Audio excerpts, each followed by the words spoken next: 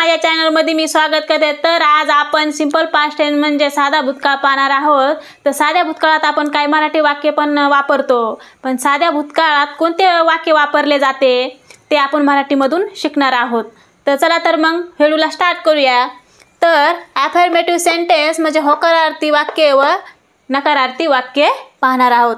मी आलो हे झालं होकारार्थी वाक्य, मी आलो नाही हे झालं नकारार्थी वाक्य, ती आली हे झालं होकारार्थी वाक्य, ती आली नाही हे झालं नकारार्थी वाक्य, ते आले नाही।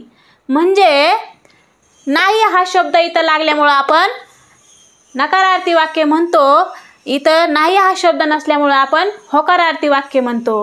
ओके, तर आपण हे सिंपल पास्ट टेन्स मधले काही वाक्य पाहिलेले मराठीमधून आपण कसं बोलतो, म्हणजे त्या काळामध्ये कशा शब्दाचा वापर होतो हे आज आपण पाहिलेलं आहे, मराठीच्या माध्यमातून बघितलेलं आहे। तर सिंपल पास्ट टेन्स म्हणजे काय, तर ते ओळखायचा कसा, त्याचा शब्द काय, त्याची रचना काय हे आपण पाहणार आहोत। कोणत्या शब्दानुसार तो ओळखला जातो आणि त्याचे काहीतरी मूळ असेलच ना, त्यामुळे आपण ते मूळ बघूया। तर या वाक्यामध्ये जर सिंपल पास्ट टेन्सचं जर वाक्य असेल तर ते वाक्य कसं ओळखायचं हे पाहणार आहोत।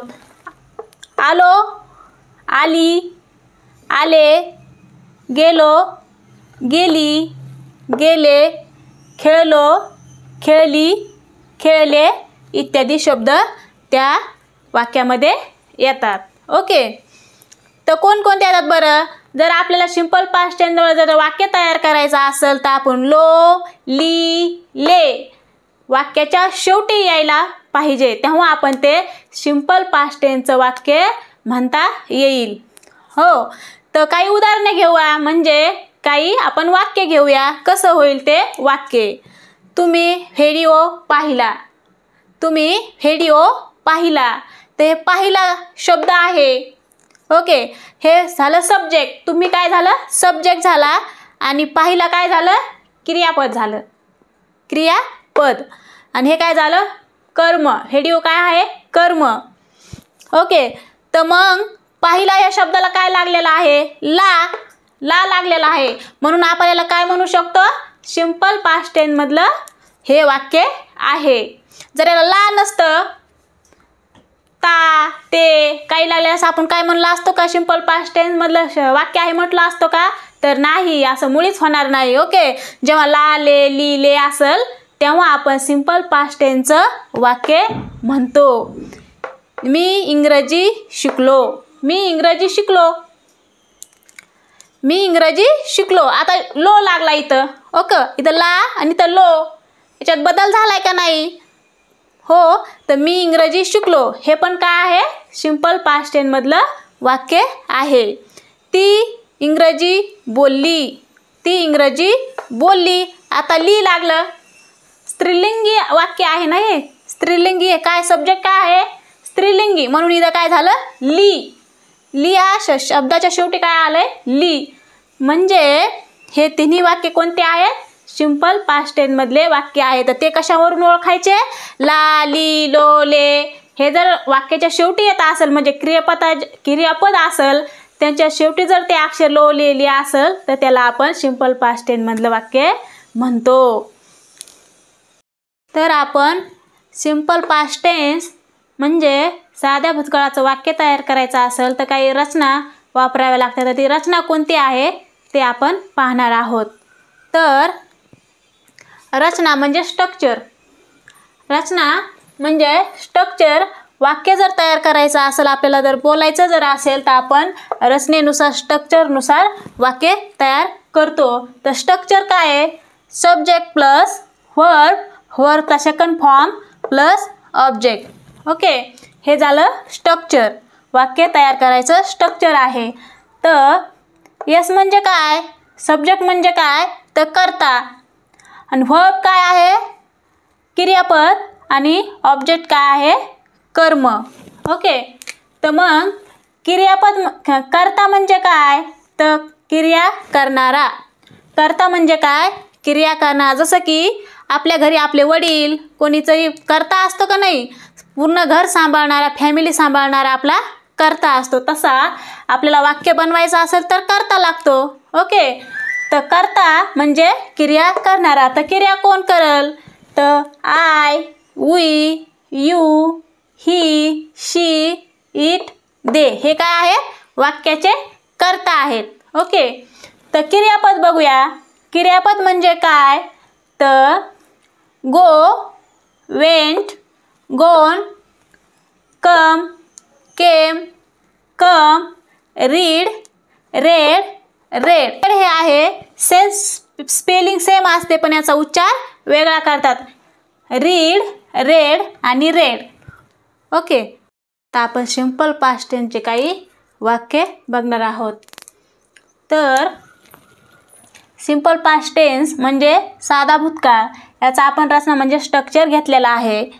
सब्जेक्ट प्लस व्हर्ब, व्हर्बचा सेकंड फॉर्म प्लस ऑब्जेक्ट. कर्ता, सब्जेक्ट म्हणजे कर्ता, व्हर्ब म्हणजे क्रियापद आणि ऑब्जेक्ट म्हणजे कर्म.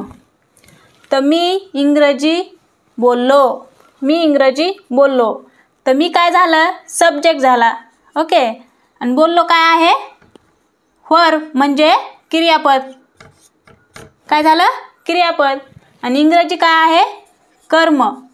ओके, तर मग मी इंग्रजी बोललो. तर ह्या वाक्यामध्ये लो आलेला आहे ना, लो. तर सिंपल पास्ट टेन्सचं जर वाक्य बनवायचं असेल तर आपल्याला जेव्हा शब्दामध्ये लो असेल तेव्हा आपण हे वाक्य सिंपल पास्ट टेन्सचं म्हणतो.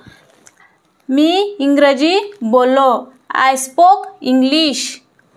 I spoke English. मी इंग्रजी बोललो.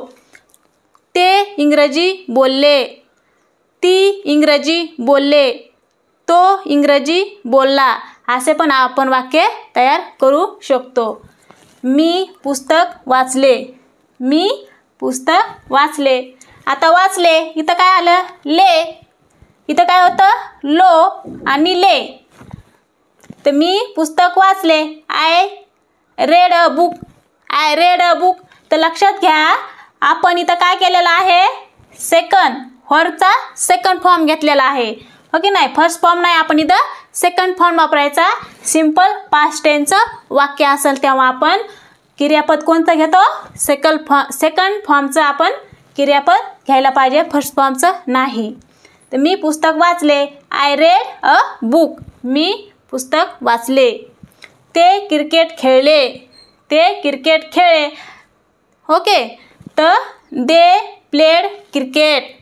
They played cricket. आपण इथं काय घेतलं आहे? सेकंड फॉर्म घेतलेला आहे क्रियापदाचा. सेकंड, फर्स्ट, सेकंड आणि थर्ड असे क्रियापदाचे रूप असतात.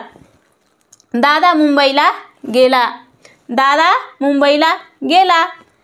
दादा वेंट टू मुंबई. वेंट हे काय आहे? सेकंड फॉर्म आहे. सेकंड रूप आहे क्रियापदाचं. ओके, तर दादा मुंबईला गेला. दादा वेंट टू मुंबई. तर असं लो, ले, ले, ला असे जर वाक्याच्या शेवटी जर आपल्याला क्रियापदाला जर अक्षर असेल तर आपण काय म्हणणार? सिंपल पास्ट टेन्सचं वाक्य आहे. तर जेव्हा आपण सिंपल पास्ट टेन्सचं जर वाक्य तयार करायचं असेल तर आपण क्रियापद कोणचं घ्यायला पाहिजे? क्रियापद हे व्हर्ब सेकंड फॉर्म लावायला हवा. फर्स्ट फॉर्म नाही, सेकंड फॉर्मचं आपल्याला क्रियापद घ्यायचं आहे. तर असं आपण सिंपल पास्ट टेन्सचे काही होकारार्थी सेंटेन्स पाहिलेले आहेत. सिंपल पास्ट टेन्स साध्या भूतकाळाचं निगेटिव्ह सेंटेन्स आणि निगेटिव्ह सेंटेन्सचं स्ट्रक्चर पाहूया. तर subject plus did not plus व्हर्बचा फर्स्ट फॉर्म प्लस ऑब्जेक्ट. आता आपण हे डिड नॉट घेतलेला आहे. जर सिंपल पास्ट टेन्स जर निगेटिव्ह सेंटेन्स जर बनवायचे असतील आणि प्रश्नार्थी जर वाक्य बनवायचे असेल तर आपल्याला डिड वापरावं लागतं. ओके, तर आपण इथं आपल्याला नकारार्थी वाक्य बनवायचे आहे तर आपण इथं नॉट घेतलेला आहे म्हणजे डिड नॉट. आणि व्हर्बचं फर्स्ट फॉर्म वापरावा लागतं. तर काही उदाहरण बघूया. आम्ही पुस्तक वाचले नाही. आम्ही पुस्तक वाचले नाही. आता नाही इथं शब्द आलेला आहे ना. आम्ही हे काय आहे? सब्जेक्ट. आम्ही पुस्तक वाचलं नाही. तर आता याचं कसं होईल इंग्लिशमधून? We did not read a book. We did not read a book. आता इथं डिड आणि नॉट घेतलेला आहे. तर डिड का घेतलं आहे?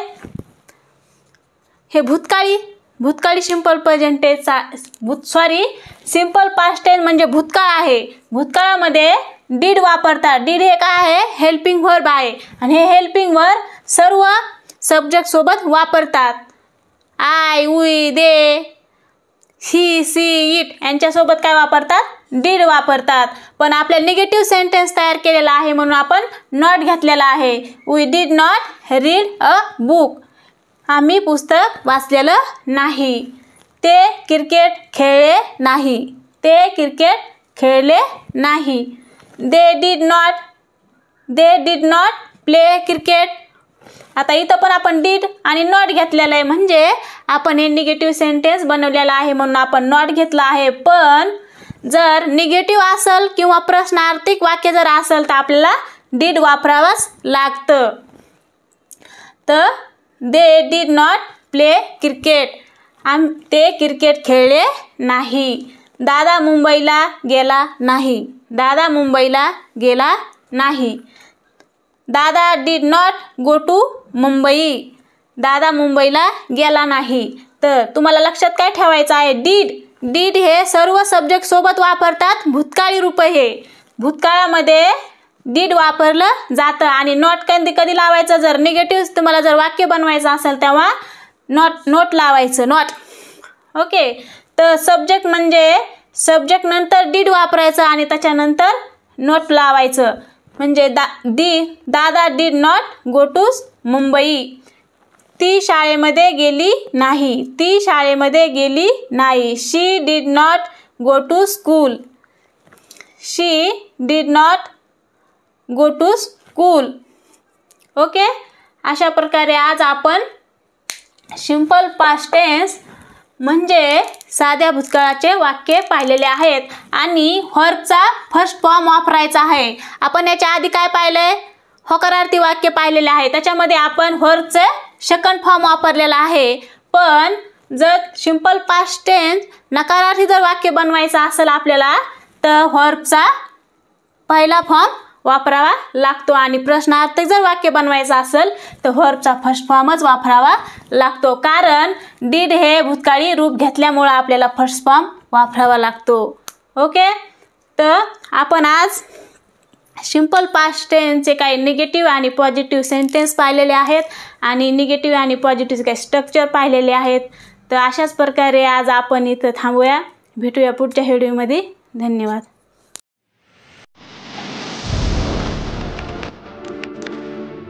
Audio Jungle.